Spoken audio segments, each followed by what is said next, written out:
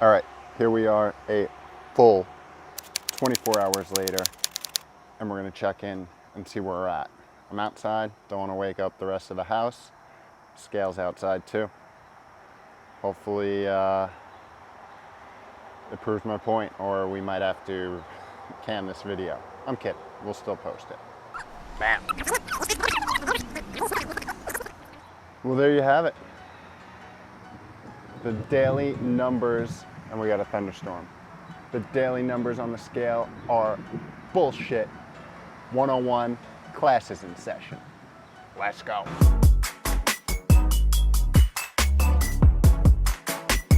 Yo, what is up? Welcome back to another week of How to Health. My name is Kevin. I run liftandbalance.com, where we take aim at all things health and do it in an odd, weird, interesting, and highly sarcastic manner. Now, this video right here is a long time in the making. I have threatened several times now to call out the false propaganda and misinformation that is way too often taken full-heartedly from misled health seekers. It's about to go down. And all right, I'll admit it, that was a little bit of a cynical way to describe a bunch of numbers on an electronic device. But I'm not gonna feel that bad. Not after all the heartbreak and headache these numbers deliver on a daily basis. We're talking weight, and more specifically, daily weight, and why it is simply a horrid way to track your micro day-to-day progress. And first, before we even get into it, let me put any correlation arguments to bed. Time to go night-night. Yes, weight and the almost as ancient BMI measurements are statistics that tend to trend with disease. Epidemiology, which is just observational in its scientific analysis, shows this. And for the most part, it seems true when we're talking about humans as a species. Now, causation is a whole different ballgame, but there is a trend. However, these numbers do not reflect any biomarkers that are actually relevant or useful when determining day-to-day, week-to-week health, or what I like to call micro-health.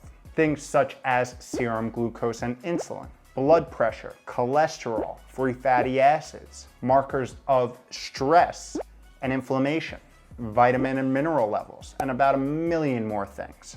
Oh, and let us not forget, our current physical, mental, and emotional states all depend on the current formulation of all of the above at any given time, making each and every one of us humans rather unique. There's also that whole genetic and lifestyle component too. Can we stop the video? I think I'm convinced. No? Keep going? All right. When we're talking weight as the measurement, like anything else, context matters.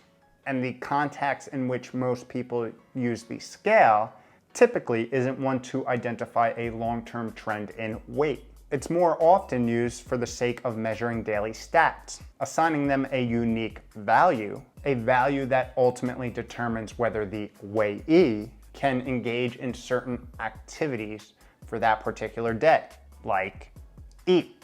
Unfortunately, yes, which thus makes the tool that is supposed to be aiding you and your health goals a tool that is doing the exact opposite. And as I said in the intro, I'm gonna prove how silly using the numbers on the scale as a daily reflection of one's health really is. So we'll keep checking in to see what the scale says throughout the day or over a 24-hour period. Okay? You ready? So let's talk about the factors that go into our weight. But first, a little check-in. All right, it is early. We are going to get the first weigh-in of the day. We're outside because I don't want to wake the rest of the family up, but let's see where we're at. And now, it's Tuesday, so this means we just had a full fast day, as is tradition, on Monday. So the system is totally cleared out. It's about 5:30 in the morning. 1 glass of water is in the system. Let's check it out.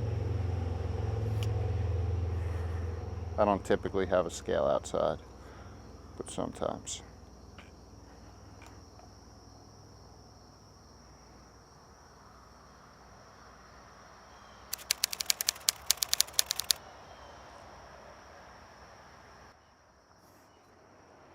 178.6.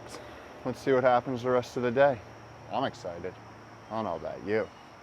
Might do the rest of the weigh-ins outside too. It's kind of peaceful out here, right? I'll catch you later. Okay, that was pretty interesting. Can't wait to see what else happens. But for now, let me throw something at you that may be a little bit of a surprise. Here, catch. I'm just kidding. When we're talking weight, the measurement, the majority of the components that make it up are actually good and beneficial to our health. Let me explain. We have a few things that are kind of important to this thing, life. And they happen to be a pretty big portion of what actually make up our weight.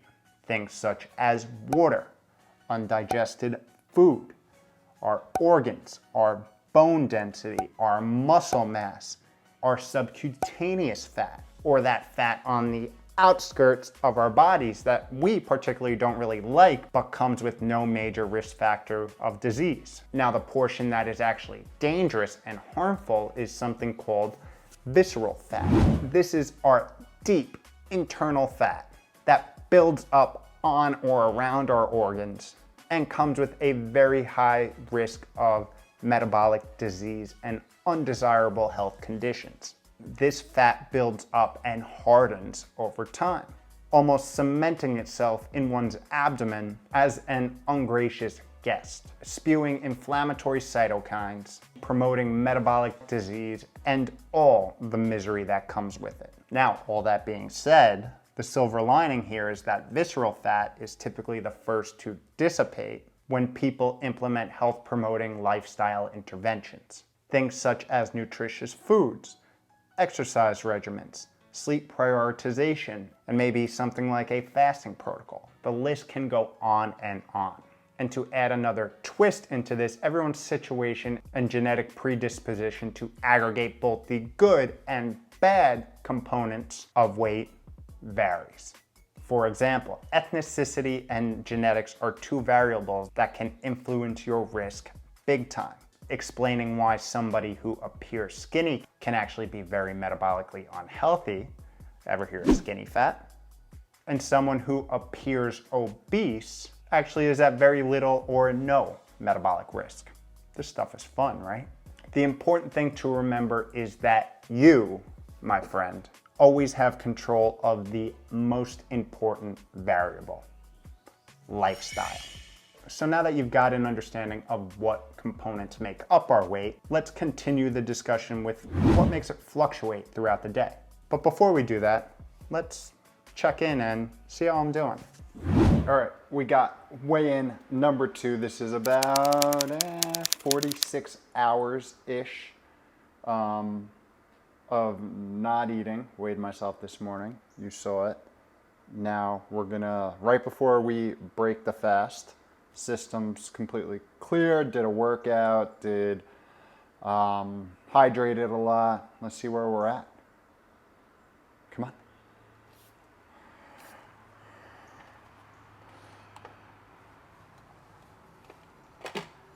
Oh boy.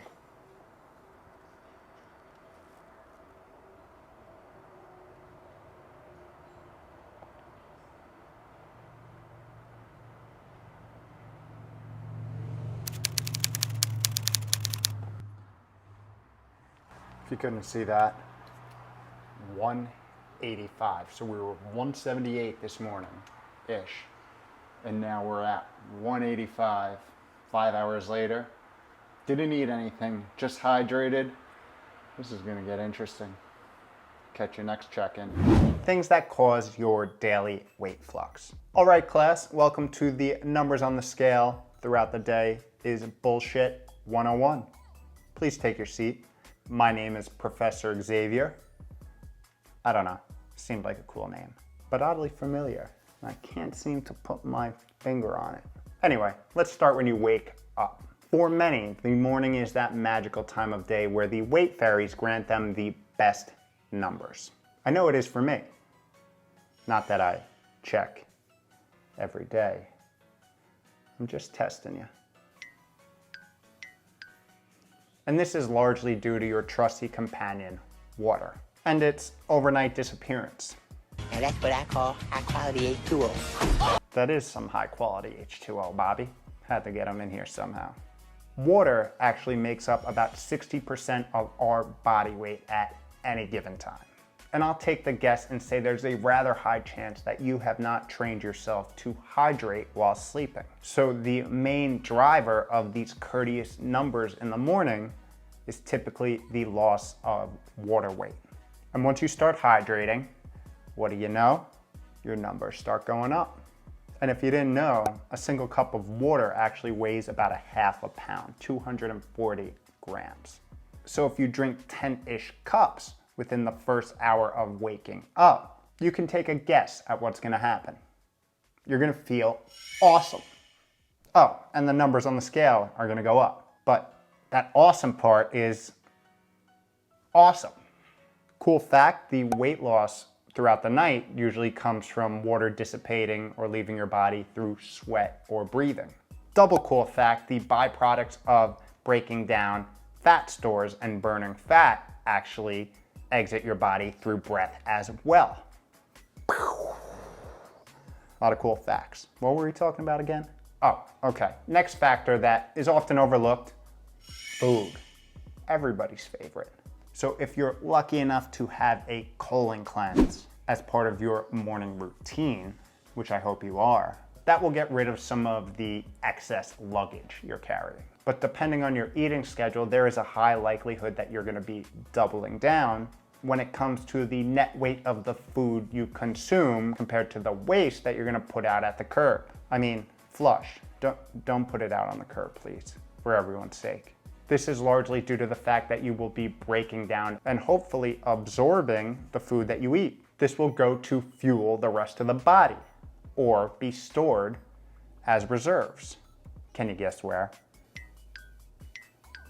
The problem is most people interpret the daily changes in weight as shifts in muscle or fat mass rather than what it really is, those two factors that we just covered. Not to say changes in fat and muscle don't move the needle, it's just not something that you're gonna or should try to notice overnight. So with all that being said, let's see how we should and can use the scale as a health promoting tool. But first, let's see how I'm doing. All right, so it is 5:41. We're about 4 hours and change after the last meal. Hydration's done. Let's check in, last check-in of the day. 187.4. We're about 10 pounds up from this morning. Last thing, got to check tomorrow morning, see where we're at. Grand finale. Stay tuned. All right, I hope at the very least you learned something in this crash course. Let's finish off with how we can use the scale in a health promoting and impactful manner. First off, I hope that I somewhat succeeded in proving to you that daily weight is in no way a reflection of your true health. Yes, health is about the physical self, but it's just a semi-small part of the health pie. The healthy health pie. Got myself into that one. Let's not forget about the mental, emotional, and spiritual components of health that are just as or even more important. And yes, they all influence each other. So if you continuously misinterpret the numbers on the scale, which then cause a flurry of negative and toxic thoughts and emotions to run rampant throughout the rest of the day, you will be doing much more harm by weighing yourself every day than good. My personal philosophy is use the scale to recognize a trend, but a trend in the context of weeks and months rather than days.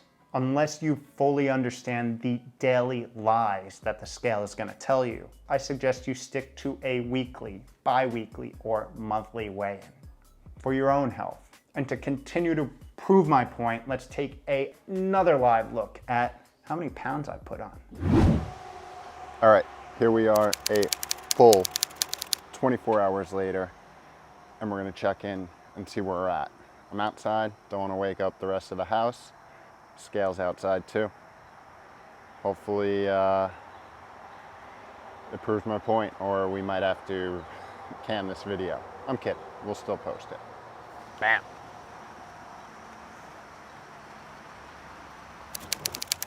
Well, there you have it. The daily numbers, and we got a thunderstorm. The daily numbers on the scale are bullshit. 101, class is in session. All that in a matter of hours. Pretty amazing, huh? And guess what? I'm gonna wake up tomorrow and I'm gonna be right exactly where I was this morning. Can you tell I've done this before? I'll leave you with this. If you focus on eating real nourishing foods, getting in some daily movement, and prioritizing sleep, the weight will most likely take care of itself. As always, put your questions, comments, and any random thoughts down in the comments below. I will take a look and get to answering all of them. In the meantime, and until next week, ditch the scale.